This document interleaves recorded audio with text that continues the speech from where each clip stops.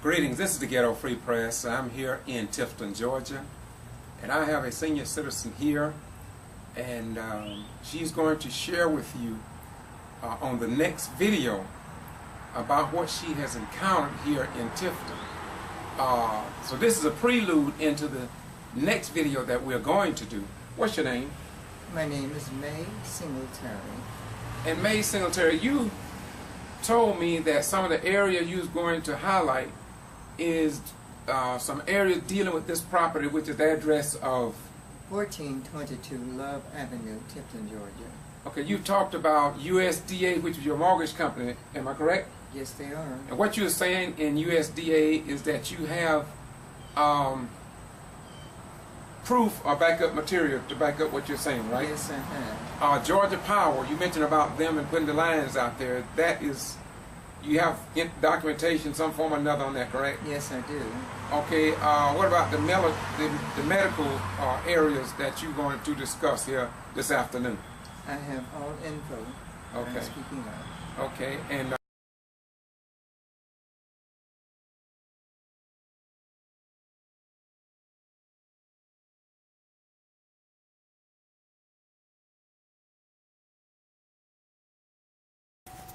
greetings.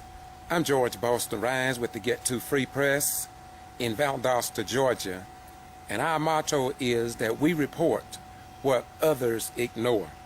Other words, if you have issues in the black community in particular, and the white mainstream media has a history of not reporting the news in our behalf, and therefore I started the Getto Free Press years ago. And so today is July the 14th, Friday, and I just got another call from a citizen in Tifton, Georgia.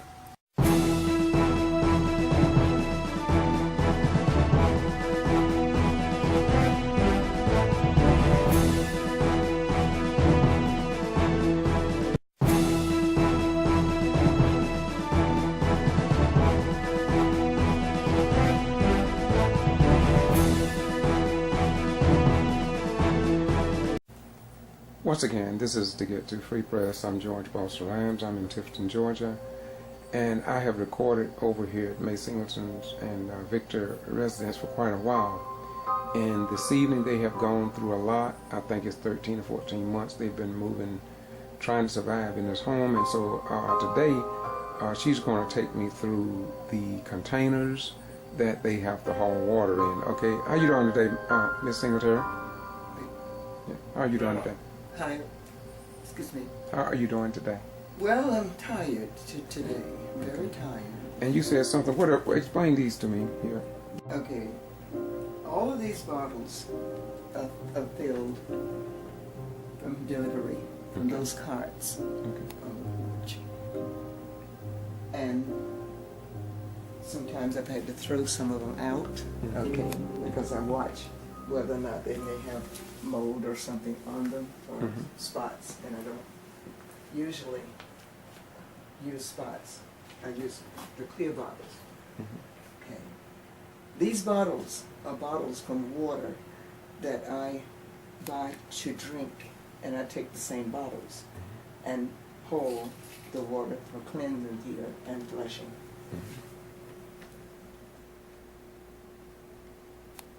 How long have you done this? 13 months. Why do you have to do this? Because the city of Tifton has cut my water off illegally. I noticed when I came in, I don't smell nothing. It smells normal. It smells clean. And so you must do the same thing you would do as if though you had running water. I do. I really do. I And spend a lot of time in cleansing. I don't smell anything. It's just like it's normal. Okay, and the day is September 22nd, 2018. And I'm sure that, how old are you, if you don't mind? I'm 78. And you have to go through this. And you actually haul this water from where? Well, I prefer not to tell where. Okay, thank you very much. But you do have to haul it and push it, okay? I have to push it. Okay, thank you very much.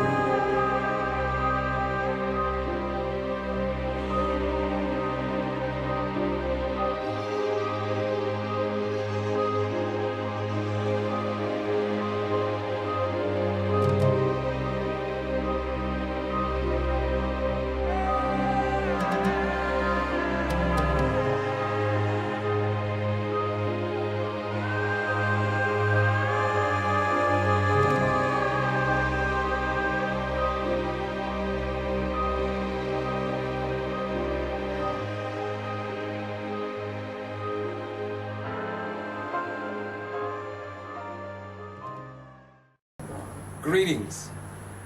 Today is September the 22nd, 2018. I'm George Boston Rhines, and I'm in Tifton, Georgia, and I'm sitting with Mae Singletary.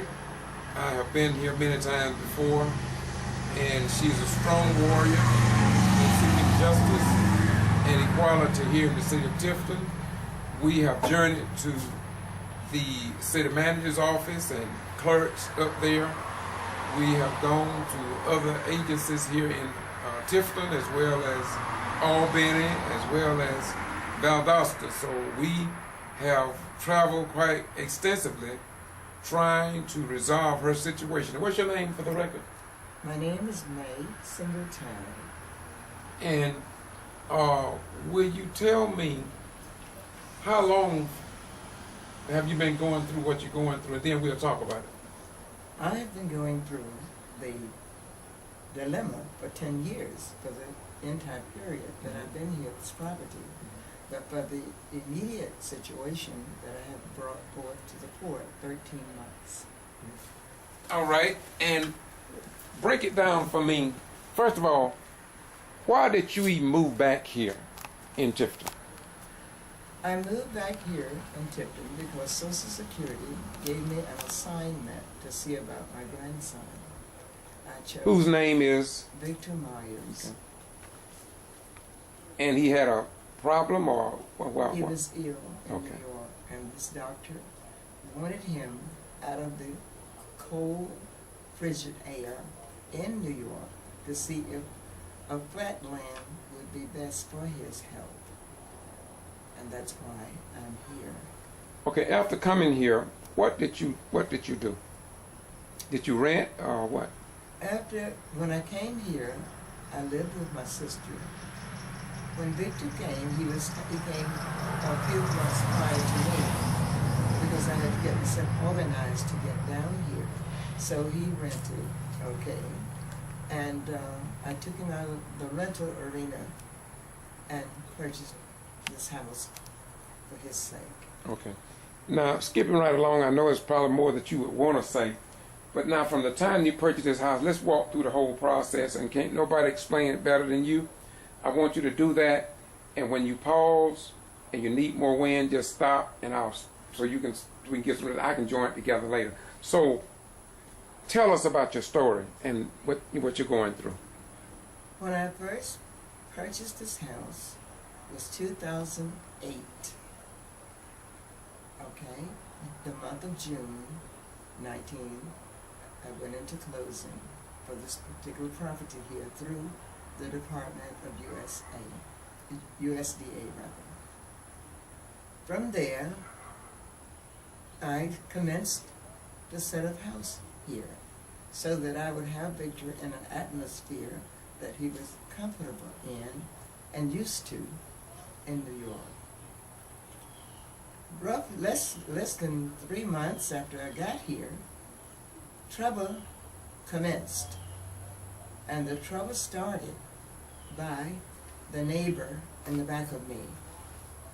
His name is Doug Bowen.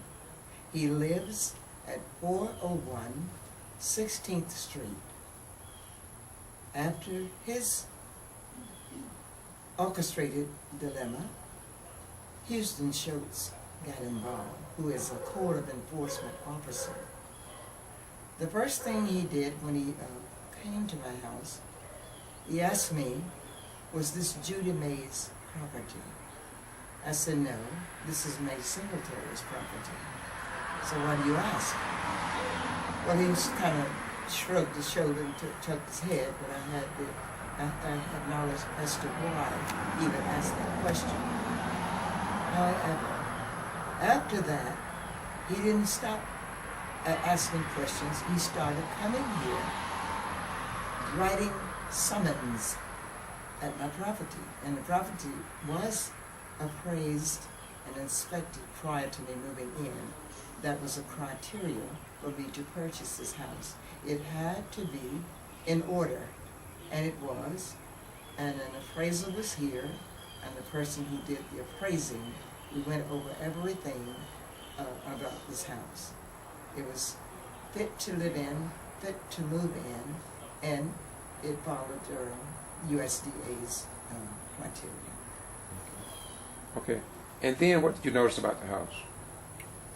3 months after coming in here, my electric bills started to escalate.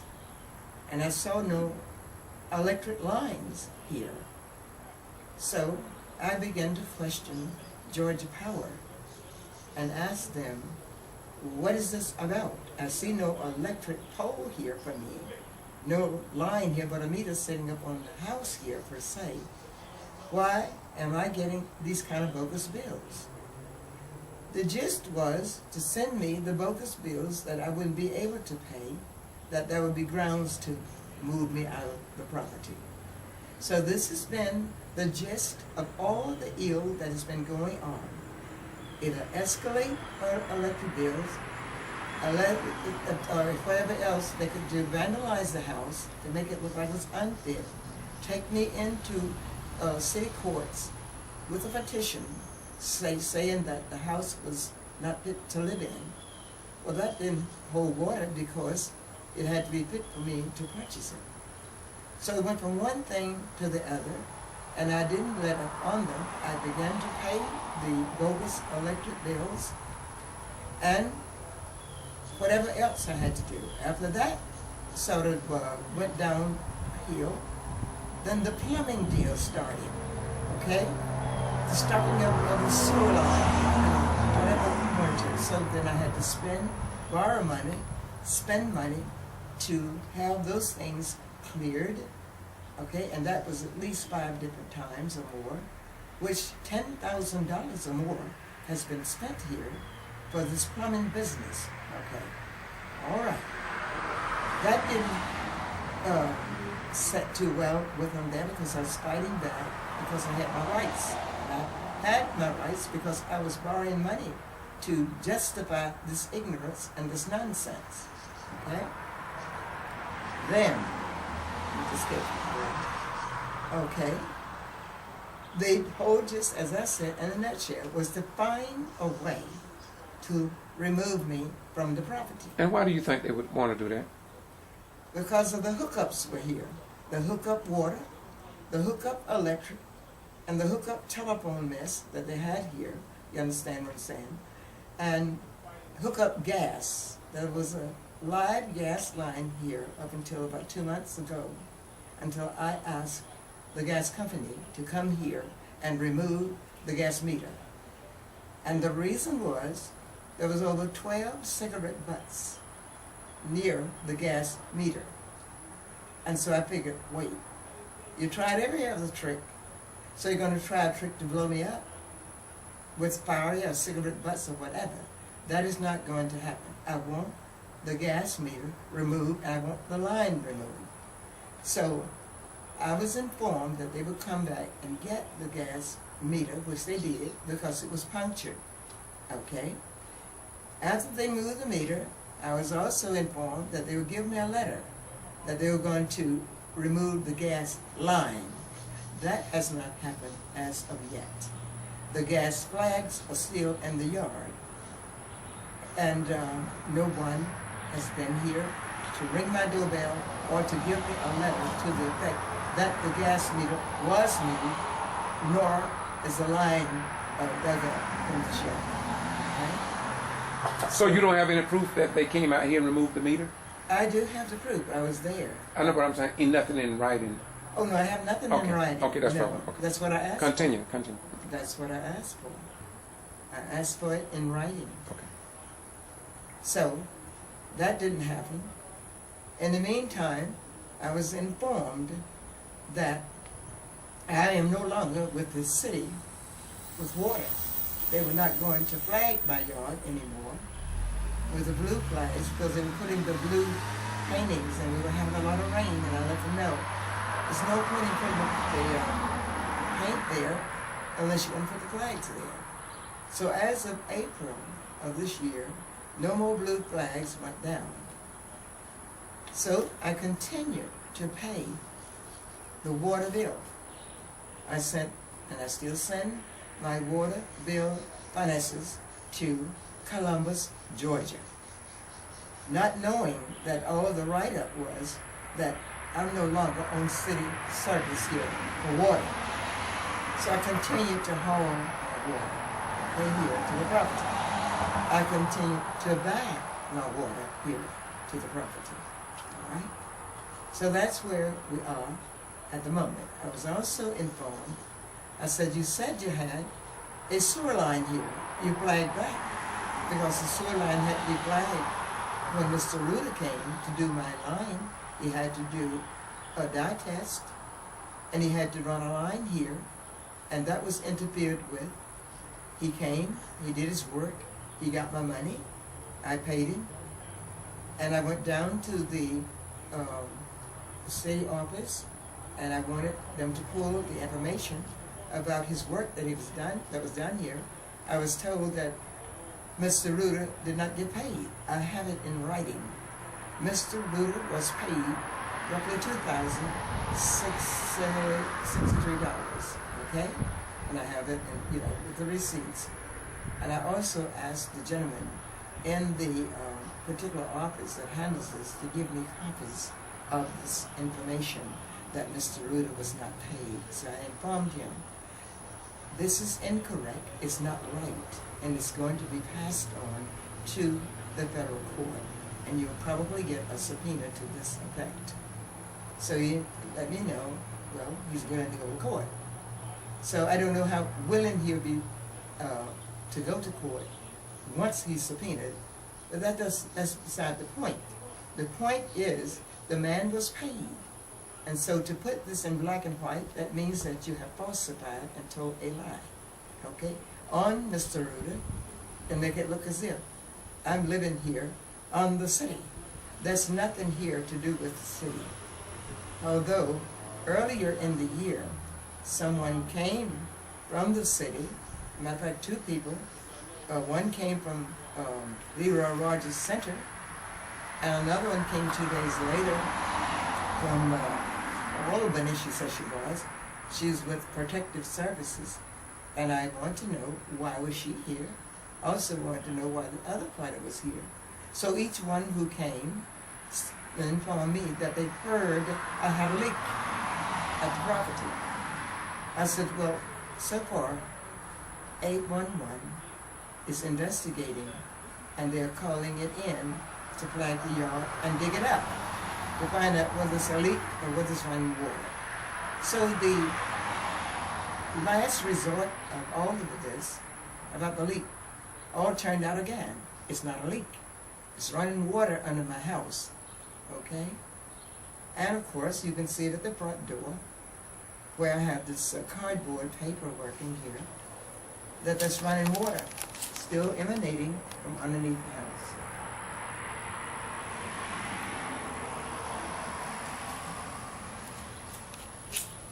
When the city manager came earlier, I believe it was in 2017, he informed me that he had a son who was a plumber. And I told him there was no need to have a plumber go under the house where the lines were supposed to be, because first of all, he couldn't get under the house. The way the house is built, with the constructed type of work, it's lower on the one side than it is on the other. I said, not only that, suppose he goes under this house and fall into a sinkhole. I don't have insurance to cover people going under my house to fall into a sinkhole. Okay? So that kind of like subsided in its own way. But that was his version of assisting me. So when he sent the city worker here, her name was Francine Kenchin. She said, she came, she said, Pete Przenski sent her. And I asked her for what? She said, well, you're a senior, and I told him that I knew you, and you were an alumni in Tifton, and I want to know what I could do. Who is this Pete Przenski? The city manager. So I informed Ms. Kenton that Pete Przenski had been here, and I informed him that his son could not go underneath his house because it was too low on the side, in which he would have had to try to travel through it, and he could have gotten injured under my house. And I don't have that kind of coverage to cover anyone to put them in that type of danger. So I didn't allow that.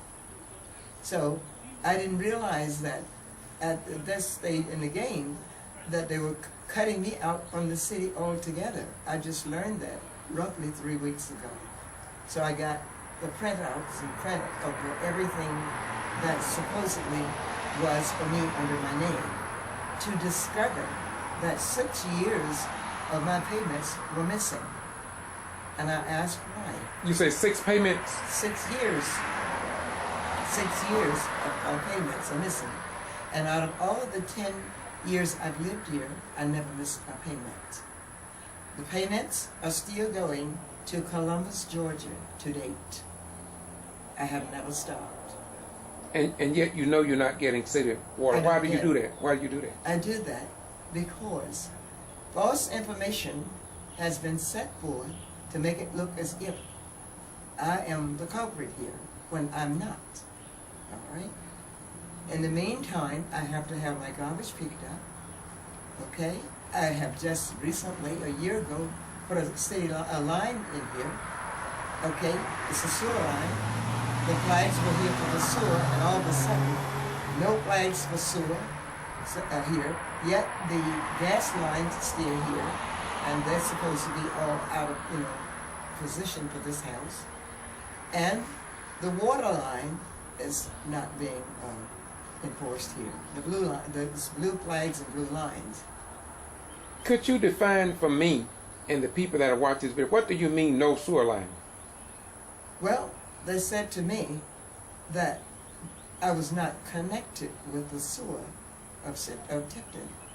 I've been paying the city's sewer finances for 10 years, so I continued to pay my water, my bill to the city. But when I saw them not sending me a bill, I didn't bother. I didn't ask them for one. I started sending my payments to Columbus. Was they ever asked to mark the sewer lines by USDA or anybody?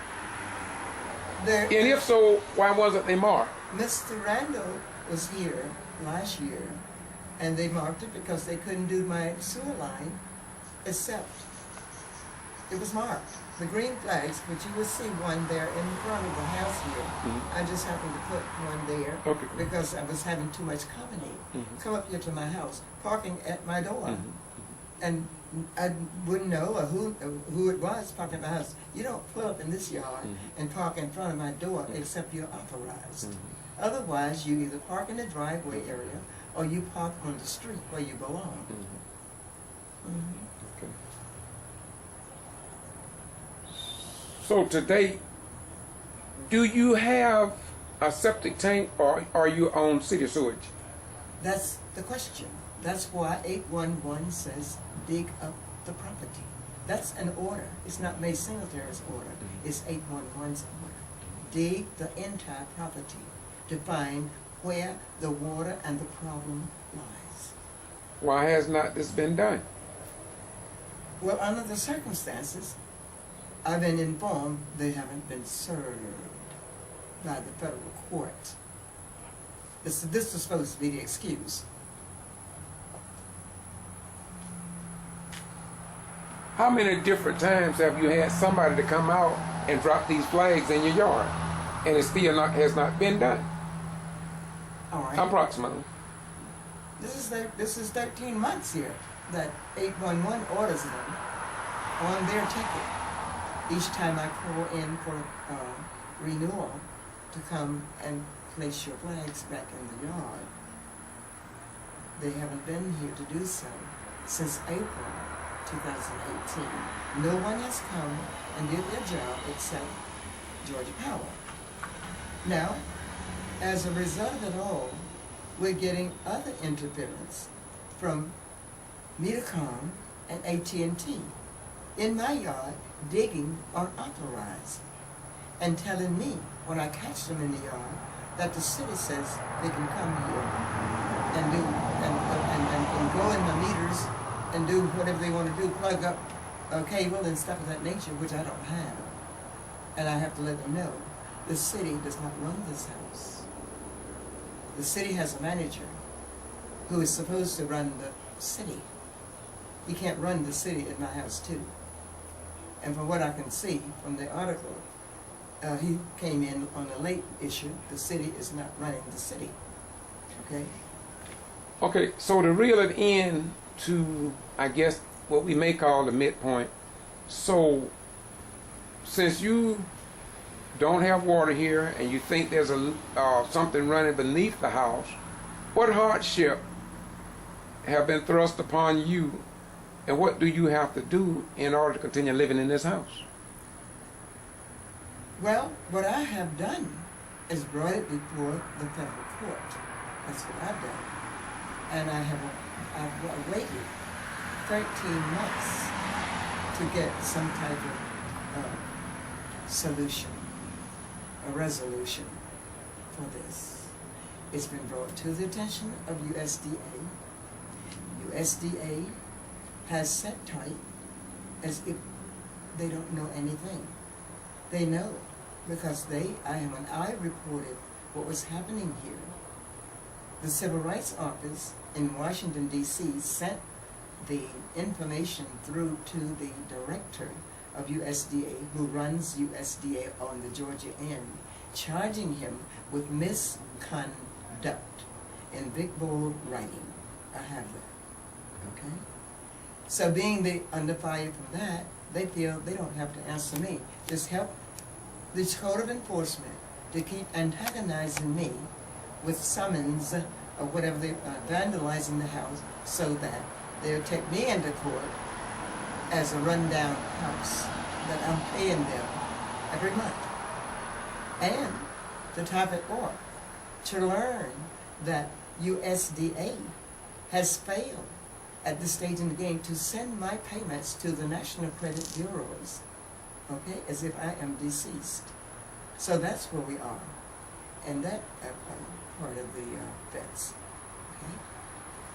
Okay, so do you have any confidence in USDA stepping up and assisting you to resolve the problem that's pending and cause you to have to haul water? Not at this stage in the game. So what are you relying on to give you some type of closure in the future or whenever? I am relying on what the federal judge is going to do in Atlanta, Georgia. And how did you get into federal court? I started out from Albany, letting them know of the injustice. The documentation was scheduled to be sent to Valdosta. The party that I gave the petition to was very nasty and rude, and she decided she would send to Valdosta to Judge Hugh Lawson what she wanted him to have. And that was a few excerpts from the petition. So being she was nasty to me, when I approached her on 2 occasions, I decided January 12, 2017, I would send the data to Valdosta myself, certified mail with a return receipt requested. At which time, there was a hearing scheduled for February 8, 2017 at Judge Lawson's chambers. I guess that we call it his chambers. When we got to the conference, there was no hearing, there was no pretrial, was a trial at all. He only had a few sheets of paper of the contents of the petition.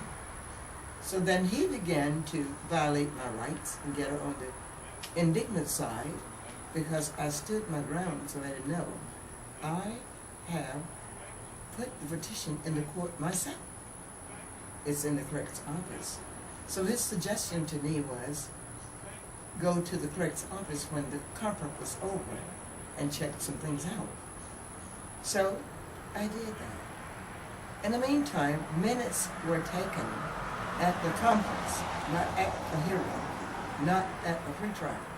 So I informed him, and so did Victor, that I was ready to go to trial that morning, okay? I had my data with me. Well, he got up in the air because of said so, and he let me know that pro se cases don't win in his court. So I kind of let him know. I didn't think I came to win.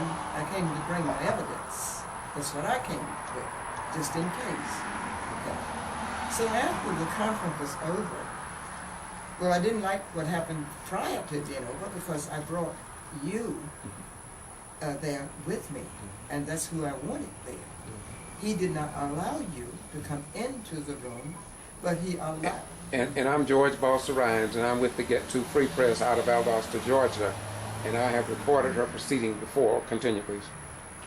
I said to him, I want him in the courtroom. And I asked him who was the party that was sitting there at the table. He says, this is an attorney for the hospital. I said, well, why is he here? Okay, why aren't there other people here that's on the petition? He could not answer that. So I took down his name. He was indignant, and he tried to slur his name about and spell it out real long, like Nathan the guy from it.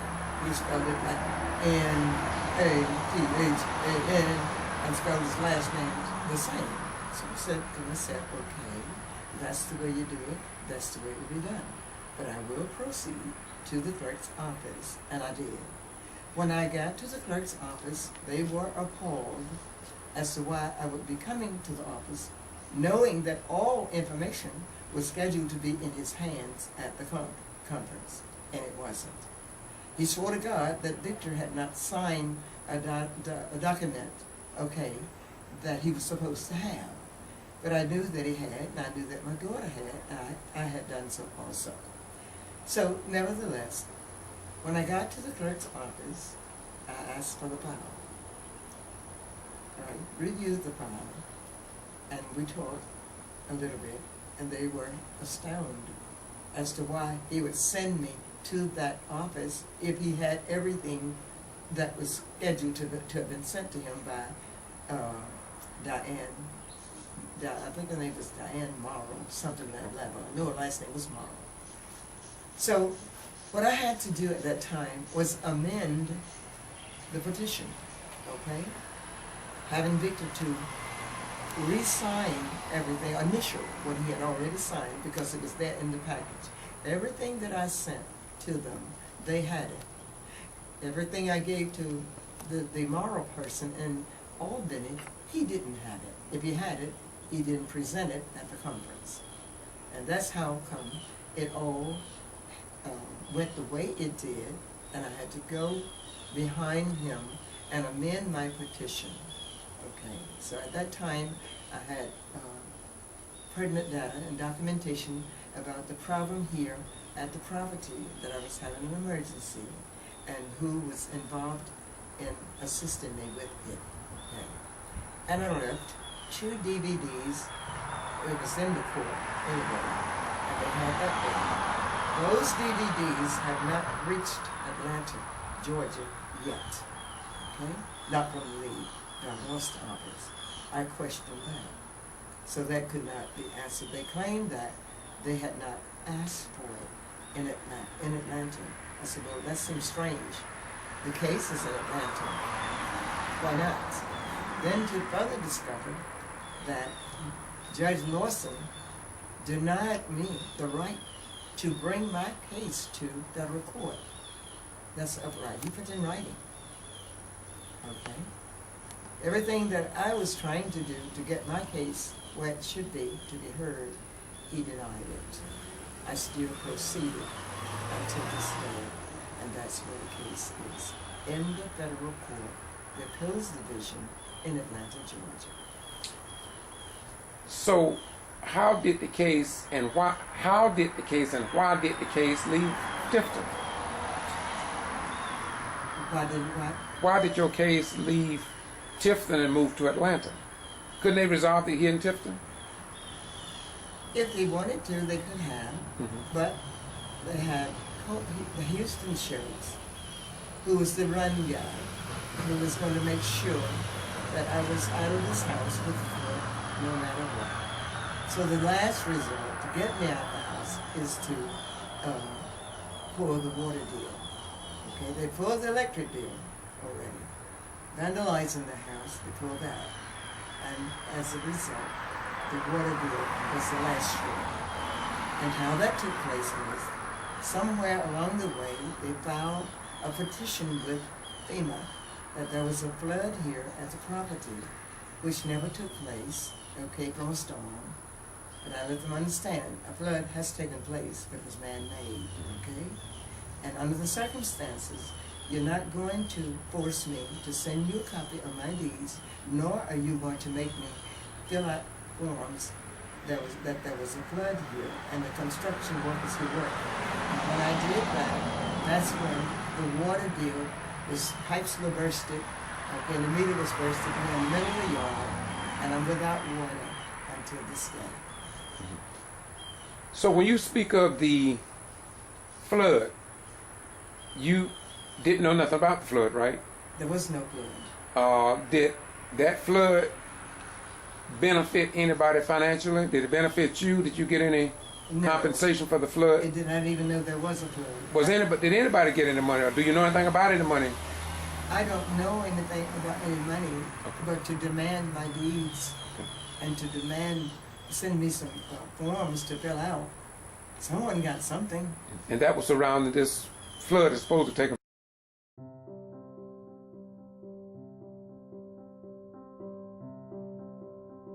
So what got me kind of baffled is still this here, this flood that's supposed to taking place here, because I think you said they say you're in a flood zone. So, It's supposed to be after a storm. yeah, after a storm, yeah, but still after a storm. But so just tell me a little bit more about that, the flood. When I got the information, okay, about what was happening on here, and I informed FEMA, as I started probing, what are you sending me a certificate that a flood took place here after a storm? Why are you demanding a copy of my deeds and a copy of who did construction work here after a flood? I let them know. I didn't know anything about a flood from a storm. I'm not sending my deeds to you or anyone else. I'm not filling out any bogus papers that there was a flood. So I have no reason to communicate with you about a flood or FEMA or money or nothing else. So you're not going to get it.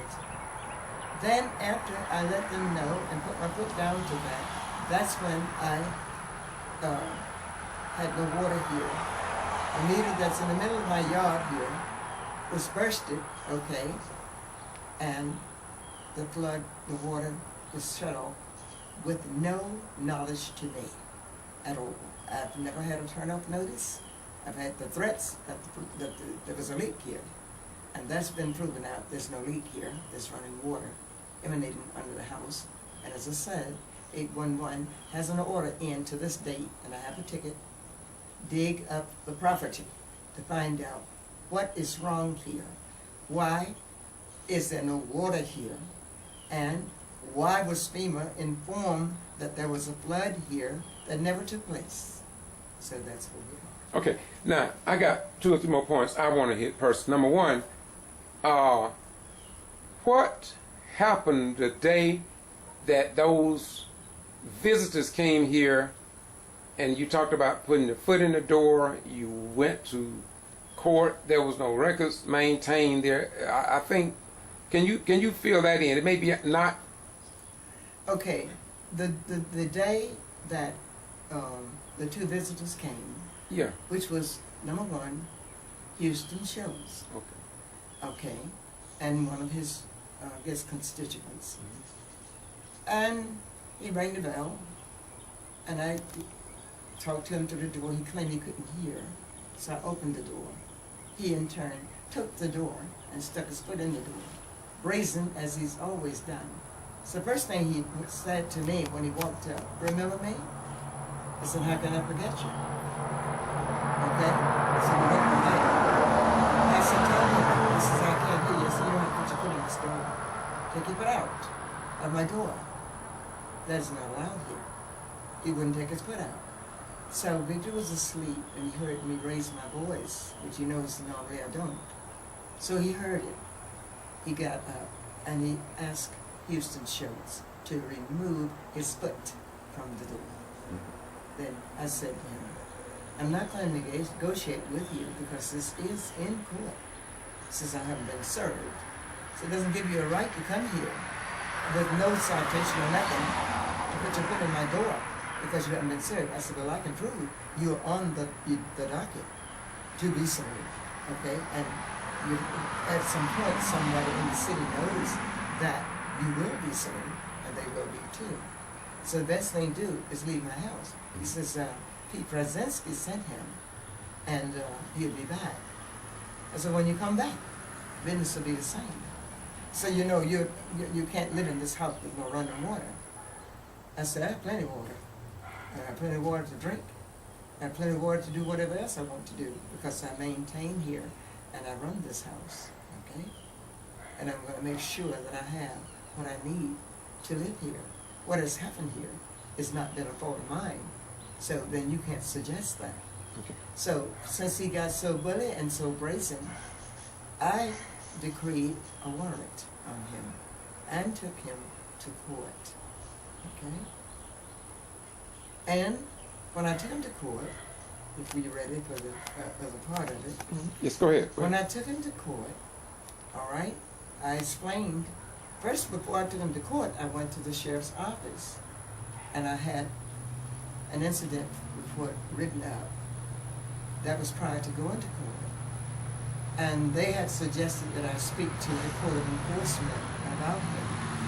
I let them know that the Court of Enforcement did not send him to my house. And previous times they had not sent him. He showed up on his own to come here to harass me and my grandson. And I, in turn, reported him to Internal Bureau's Affairs in New York, and I do have docket numbers and officers who recorded all his ill that he had done. All he couldn't do, he tried to pull, he didn't try, he pulled in other officers, other foes to try to antagonize Victor and me. I have that, and it's recorded by Internal Bureau's Affairs. Well, it went on so much so until the Internal Bureau's supervisors in New York sent Buddy Dowdy a telegram down here and told him to have his officers to back off. And that's what they had to do temporarily. But when the water deal came back into focus, he was back on the scene all over again, getting bad and bully. So the gentleman that was with him, I showed him. He said, "Do you have any data that he's on, call for court. And I said, yes, I do. Here's his name right here. And here is the person, the contact person that I have to stay in contact with at the federal court. So the man did not have any paper on him. So he grabbed him somewhere off the street to bring him, but that's been a buddy of his. So he says, if it would please you, could I just copy this down in my hand? So I said, yeah, why not? He's on the sheet here. He's a defendant here. Okay, he's a culprit. So you may do that. And the party that you may speak to, I give you my permission to contact him. His name is Brian Robinson. He's my contact person at the Appeals Division in Atlanta, Georgia, and here's his phone number. You may take that. You may contact him at Singletary's request. So that's where we were at that point. So once I saw that the sheriff department was going to have me go to code enforcement, which they didn't send him in the first place, I initiated a warrant. When I got the warrant taken care of, we had a date for court. We went to court. The day we were scheduled for court, the judge that was scheduled to be sitting had a late lunch and he could not make it. So the judge that sat in his place posed as the judge. His name was Kavanaugh. He was the judge, but he posed as Judge York. Okay? So they had a tape that they played in the court, which you had no business here at my house with a tape in the first place. All right? So we have that. We have a copy of the tape. I demanded it. They gave me a runaround prior to that, where I would have to go to try to seek out to get a copy. So I believe I'm entitled to it. So after I let the lawyer know, you can either supply me with it, or I get it by force through other sources. So then he left it at his office so that I could pick it up. So the tape was picked up, and we did have it. Okay, when you was in the courtroom, was not the judge surprised that there was charges had been filed against the individual and they didn't know it? Yes, he was. Talk about that a little second, if you. All right, since he knew that, and the lawyer found it out too, then Judge Kavanaugh let the lawyer handle what he was scheduled to handle. But being he wasn't York, he sat back as if he was half asleep in the courtroom and let the lawyer go on or commence the hearing. So that's how the hearing went, through by the attorney, which I let the attorney know there are ramifications behind what's going on here, and I do have excerpts, from what's going on. I do have the minutes of a hearing, okay, involving this matter. So I let him, he wanted to see it, and of course, I let him see it. So therefore, it brought to his attention something is wrong, but yet he was a little whoopy too. Okay. But he did not whoop me, because I did not write down. Okay, I got my final question that I want you to tell me about getting water to carry on for these many months. But I want that to be the last question. But now, before I ask that question, I want you to explain to me, because I've been doing what I do along the lines of civil rights since '75, and I know that normally black people do not stand up as bold as you have stood. So what I would like for you to do is to explain what makes you, what kind of job did you do, what did you do in life to give you the courage, the professionalism that I've seen you carry out here in Tifton. Can you explain briefly what you have done to make you so articulate as well as know the law here that I've seen since I've been assisting you here in Tifton? Well, number one, I am supposed to be crazy, all right? So there's no obtainable data for anyone to solicit that I am crazy. I am educated, and I stay in my place. I don't have an attorney here in Tifton, and from what I can see, I don't need one, okay? All I know is this: I know my rights.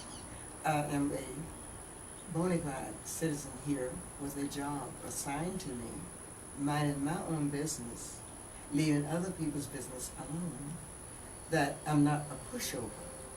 You can call me whatever you want to call me. It doesn't matter. I've spent my life with humanity, serving humanity, teaching school and nursing. And you just don't do this to a human being. Matter of fact, I don't believe you do this to a dog. Really. And what I've seen and how I've seen matters go down with people who are in the animal divisions here. They don't even do dogs this way. And I don't have the 2 legs. I don't have 4. And I'm not classified as a dog. I'm not going to be treated worse than a dog, okay, or any animal. Where did they send you?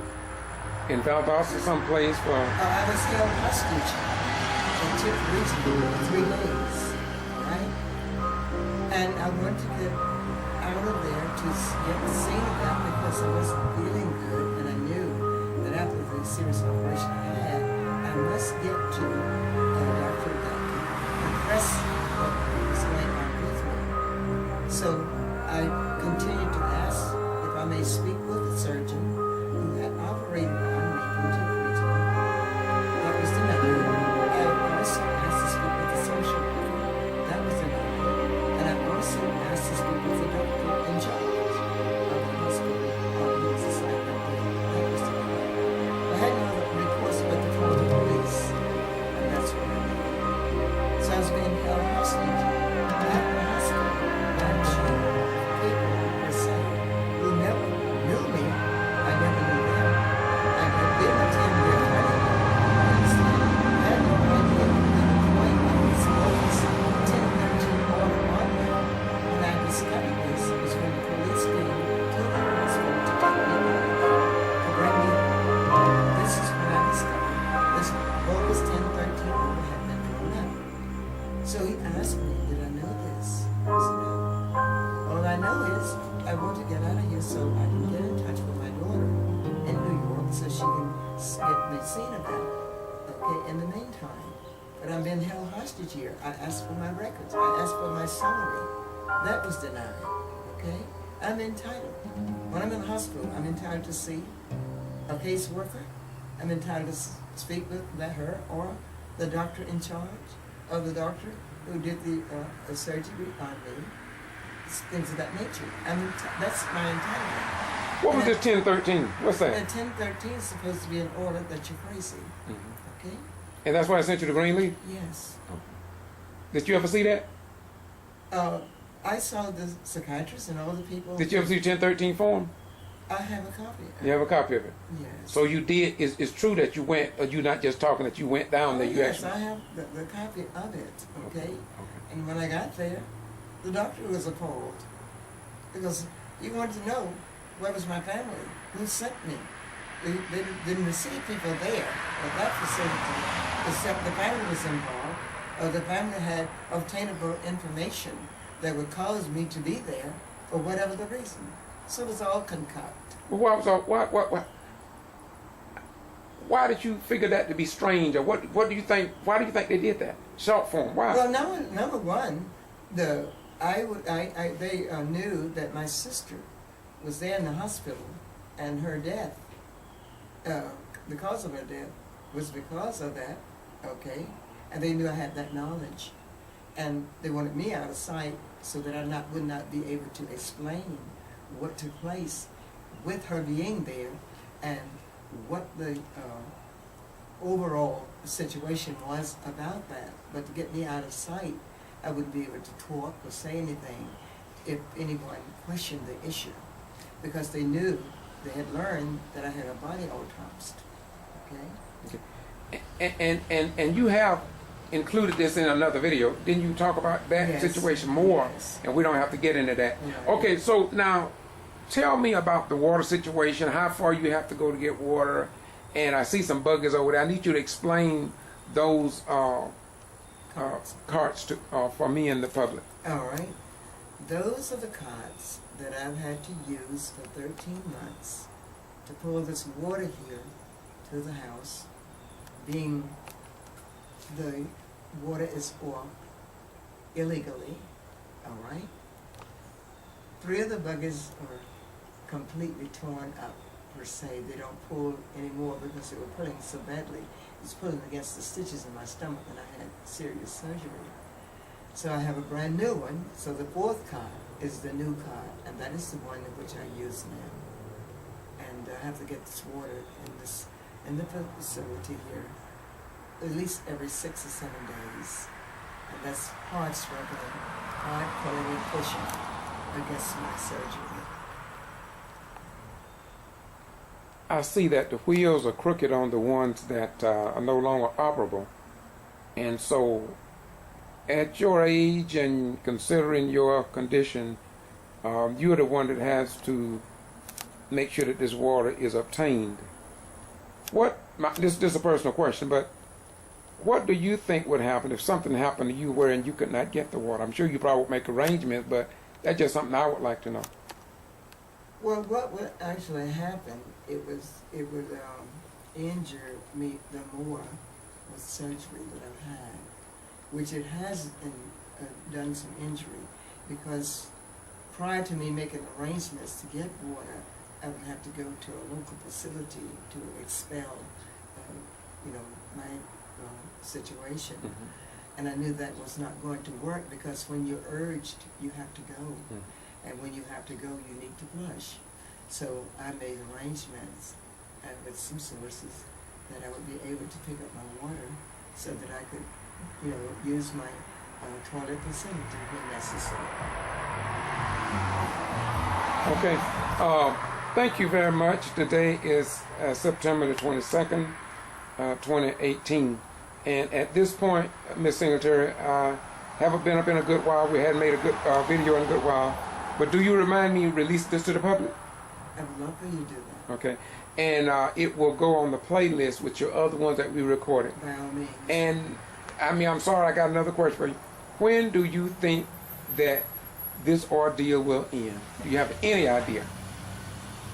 Actually and truly, I don't know, but I've been forced to end it immediately. Mm-hmm. That's for me to end it, so that I would be the one in trouble. Okay? Mm-hmm. But in prayer and hope, the wheel would turn the opposite way around. Okay. Thank you very much.